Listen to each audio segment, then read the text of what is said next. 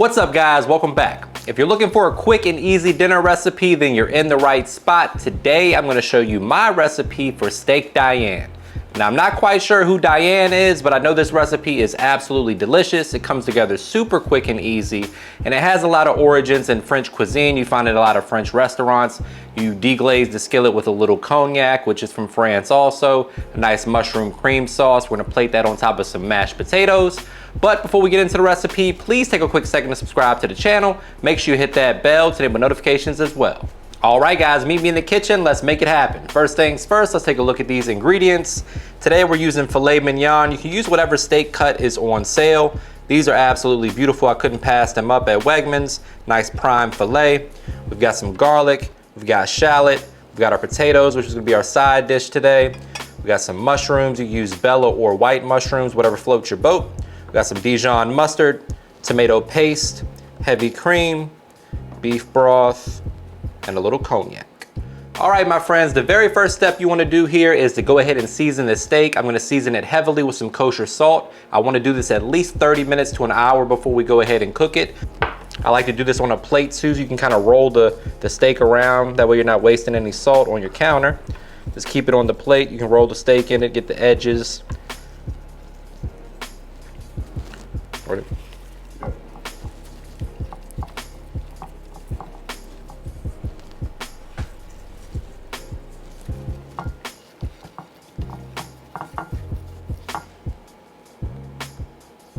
All right, so this recipe traditionally comes with mashed potatoes, which is what we're doing today. But if you wanted to use rice or cauliflower mash for my keto folks, that's an option as well.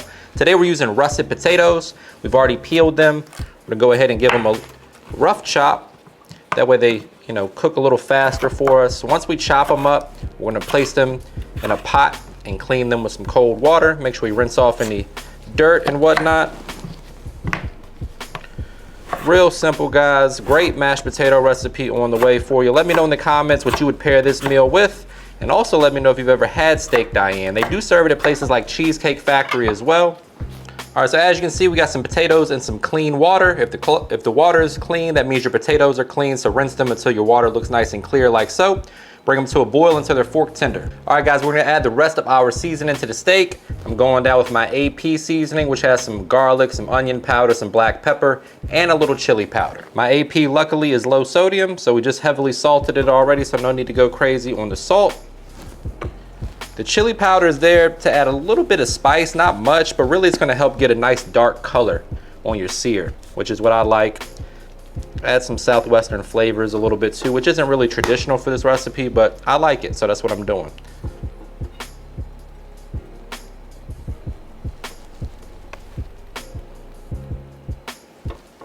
All right, guys, we're gonna get the party started by cooking our steaks. We got our skillet heated over medium-high heat.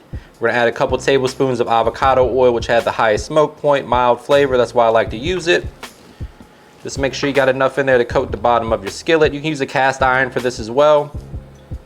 This has just been kind of my go-to skillet lately. So once the skillet is smoking hot, we're gonna add in our perfectly seasoned filet mignon. Always try to lay the meat away from you, then press down to ensure that the meat is making maximum surface area contact with the skillet, which is gonna result in a perfectly even and beautiful crust. Another quick little pro tip or way you can cheat is to take a heavy bottom pot or skillet like this one, place it on top of your steaks, and kind of press down, forcing it to make surface area contact with the skillet. Doesn't get a whole lot much more even than that. We're gonna flip it over, get a nice char or crust on the other side as well. Then we're gonna pop it on one of these small baking sheets and finish it in the oven. So when I'm cooking a filet, I like to sear the edges as well. You don't have to do it for nearly as long. Just give it a little bit of color. Kind of roll them around a little bit.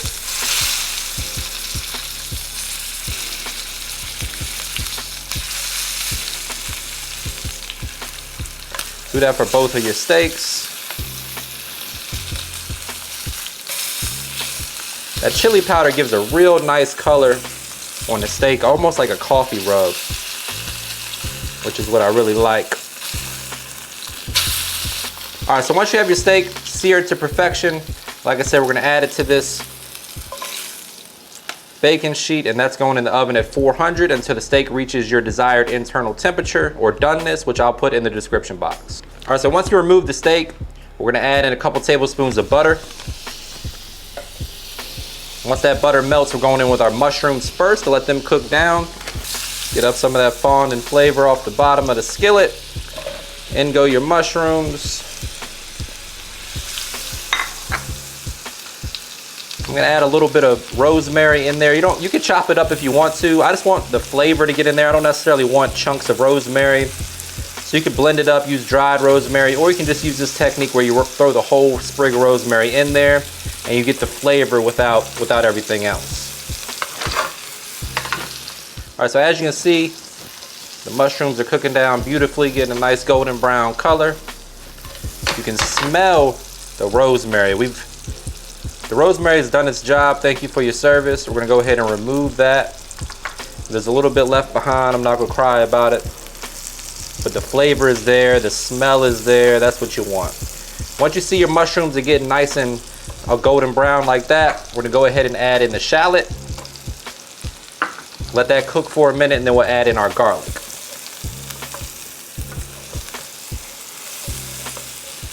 Now the shallot's got a head start, in goes the garlic. Using fresh garlic today. Now immediately the house is smelling phenomenal.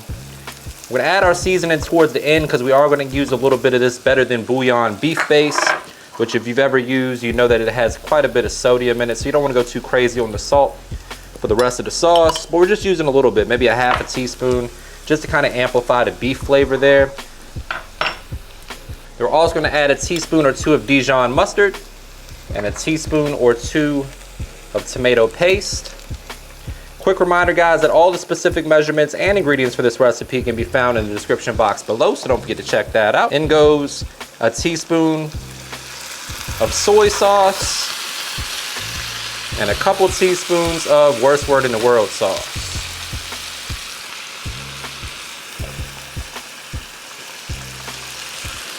We're gonna mix that in, and then we're gonna deglaze with the cognac.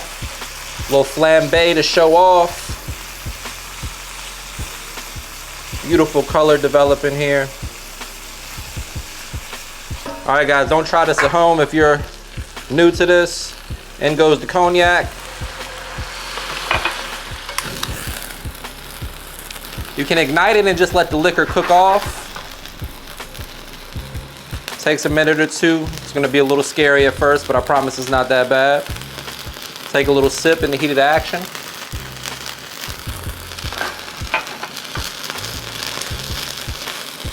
Once the alcohol is cooked off, we're gonna go ahead and give it a mix. Then in goes a half cup of beef broth. Once you bring that to a simmer, we're gonna add in a third cup of heavy cream, and you have yourselves a fantastic sauce to go with your steak. We are gonna season to taste at the very end, a little salt and pepper. It's all you're gonna need after you got all those flavors in there.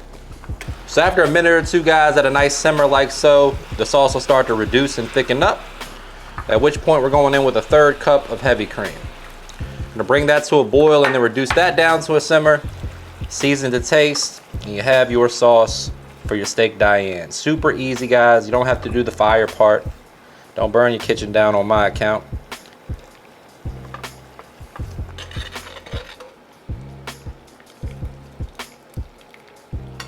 All right, so once you got your sauce right where you want it, guys, we're gonna just finish it off with a little finishing seasoning, a little hint of AP, black pepper if it needs it, hint of salt if you need it. Shouldn't need much salt with that Better Than Bouillon though. But there you have it, guys. Perfect sauce for your steak Diane. All right, guys, so in my opinion, the key to a good mashed potato recipe is to make sure that you warm your butter and cream mixture. Where people go wrong, sometimes they put cold cream right in their mashed potatoes. So today, we're gonna go ahead and melt a half a stick of butter. To that, we're gonna add in about a cup of heavy cream. This recipe is for 2 servings, so you could double it and get 4 servings. Cup of heavy cream going in. A tablespoon of garlic, so you can go with garlic paste or garlic, minced garlic, fresh garlic, whatever works for you. Then also a tablespoon or 2 of sour cream. We're gonna mix that to combine and season it to taste. And that's what we're gonna pour into our mashed potatoes as we whip them.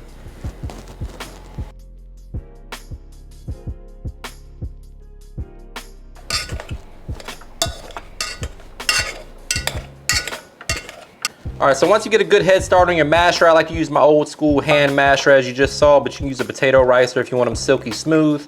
I prefer my potatoes with a little bit of lumps in them. We're gonna slowly incorporate that butter and cream mixture until you have the consistency of potato that you're looking for. The more cream you add, the thinner your potatoes are gonna be. So I want mine somewhere in the middle. So slowly incorporate the butter and cream, mixing constantly until you have your desired consistency, which is about right here for me.